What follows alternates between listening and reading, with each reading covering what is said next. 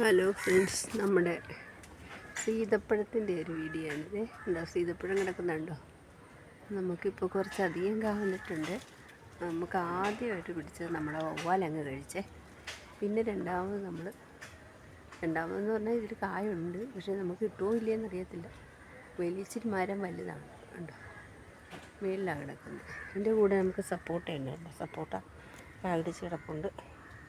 സപ്പോട്ടയുടെ കൂടെ തന്നെയാണ് നമ്മുടെ സീതപ്പഴവും കിടക്കുന്നത്. അവിടെയൊക്കെ നമുക്ക് ചെറിയ ചെറിയ കാകളുണ്ട്.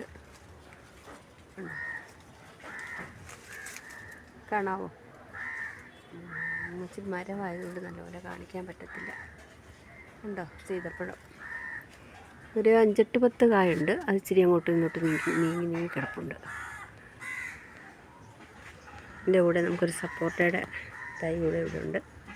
സപ്പോട്ട ചെറിയ കായാണ്. ഇത് വലിയ കായുണ്ട്. ഇത് കാ പിടിച്ച് തുടങ്ങി ഉടനെ തന്നെ നമ്മുടെ ഇതില്ലേ, ഉണ്ടോ, ഇതിൽ കൂമ്പിലൊക്കെ കാ പിടിച്ചിട്ട് നിൽപ്പുണ്ട്. പക്ഷേ നമുക്കിതിൻ്റെ പ്രശ്നം എന്നാന്ന് വെച്ച് കഴിഞ്ഞാൽ ഇതെല്ലാം നമ്മൾ പൊതിഞ്ഞിട്ടില്ലെങ്കിൽ ഉടനെ തന്നെ വവ്വാലും ഒന്ന് ഇത് കൊണ്ടുപോകും. അങ്ങനെയാണ്. ഇതിൽ നിറച്ച് കാ പിടിക്കും. നിറച്ചെന്ന് പറഞ്ഞാൽ നിറയെ കാ ഉണ്ട്. ഞാൻ കുറച്ചിങ്ങനെ താഴോട്ട് വന്നാണെന്നെങ്കിൽ പിടിച്ച് കെട്ടി വെച്ചിരിക്കുക. അതിലൊക്കെ കായുണ്ട്. നമ്മൾ മെയിനായിട്ട് നമ്മുടെ സീതപ്പഴമാണ് കായ്ച്ച് നിൽക്കുന്നത്. അങ്ങൊക്കെ കായുണ്ട്, നമുക്ക് കാണാൻ പറ്റത്തില്ലെന്നേ ഉള്ളൂ. ചെറിയ ചെറിയ കായ. വലുതായി വരുമ്പോൾ ഇത് കഴിക്കാനായിട്ടുള്ള ആൾക്കാരുണ്ട്, അവർ വന്ന് കഴിച്ചിട്ട് പോകും. ഇതാണ്.